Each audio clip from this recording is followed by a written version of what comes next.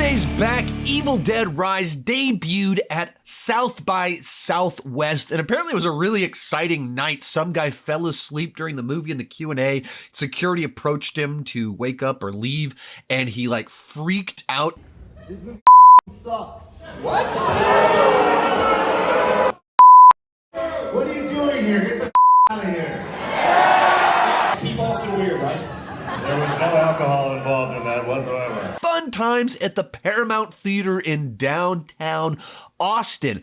Anyway, I have a friend of mine who regularly gets into test screenings, and he saw this movie last year. He texted me, "Hey man, it's going to premiere at South by Southwest. You got to be there. You got to see this." And as someone that lives in Austin and wouldn't have to travel anywhere to go to South by Southwest, I decided not to go and instead to go to the press screening of Shazam 2. You've made a huge mistake.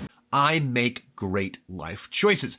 Anyway, the first batch of official reviews for the movie have hit the internet, and as of right now, with 13 reviews counted, it has a 100% on Rotten Tomatoes. That's a fantastic start. It's only 10 reviews. It's going to drop. You have to factor in anyone that is at a film festival and they're at the world premiere of a movie. That's the best context to see that film.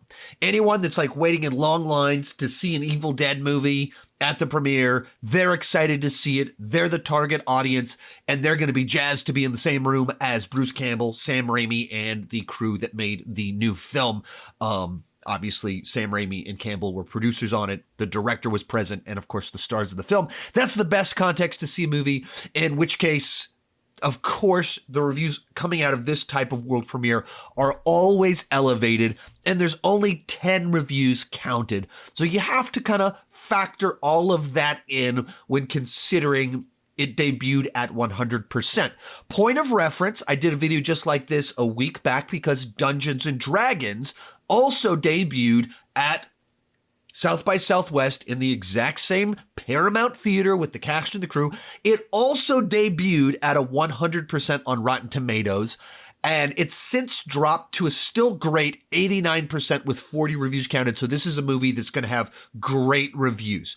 It'll almost certainly be over 80% still when all is said and done. And for a blockbuster that looks the way that Dungeons & Dragons looks, that's a great score. And if you look at the actual reviews for each of these movies, the ones for Dungeons & Dragons were kind of a little bit more maybe mixed, I'd say, with them not being, they're like, hey, it's good. Hey, maybe it's a little bit slow to start, but it's good. Still 100% when it debuted. The reviews for Evil Dead Rise are significantly more positive. If you look at a lot of the scores, B+, 7.6, return to form, doesn't shy away, imaginative, fantastic, a lot of very positive reviews. Matt Donato gives it a 9 out of 10. Kate Sanchez, someone to know just a little bit, gives it a 9 out of 10. And if you look at the negative reviews in here, Dan Bayer from Next Best Picture only gave it a 6 out of 10. Still positive, but on the very low end of a fresh score. What he says is, why must horror films wreak such brutal havoc on women, and why do audiences so enjoy them? And, he says, hey, it's well done, but I don't know who I would recommend this movie to. His criticism is essentially he's uncomfortable with violence against women, which if that's not a shared concern that you have, then his 6 out of 10 almost certainly goes up quite a bit for you. And you also have to keep in mind, a movie like Evil Dead is hardcore. It's going to be alienating to people that aren't into that kind of just vicious, brutal action, and it's still at 100%. And once again, fantastic pairing of leads and Sullivan and Sutherland. Endless slew of franchise tributes, unhinged levels of visceral gruesomeness, great time at the movies. These are very positive reviews outside of someone that was just uncomfortable with the subject matter.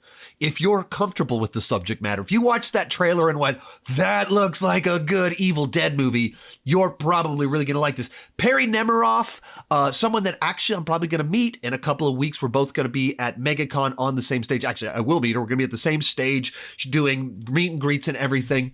And she's here in town. She saw it, said, Evil Dead Rise is gnarly and wild as every Evil Dead film and show should be. There are no limits when working with Deadites. Lee Cronin knows it and runs with it to great effect, both when it comes to delivering chilling horror as also blood-soaked good time. Loved the added focus on family, which is one of the things coming out of the trailer. It's like, oh, I like this idea of the mother is kind of the villain in it. So these are very positive. It feels like if you're an Evil Dead fan, you should be very excited about this film. The target audience are eating it up. And even people that are like, this is weird, this is gross, this is too violent, and are like, hey, but it's well done. I mean, if this is your thing, it does it right. So as an Evil Dead fan, the Evil Dead franchise is one of my absolute favorite horror franchises. And it's one of the most consistent horror franchises, not in the tone, obviously. There's some tonal shifts in these movies, but all of them are good. Whether they're Army of Darkness goofy or the ones that are just brutal, intense horror films, they're all good. They're to great.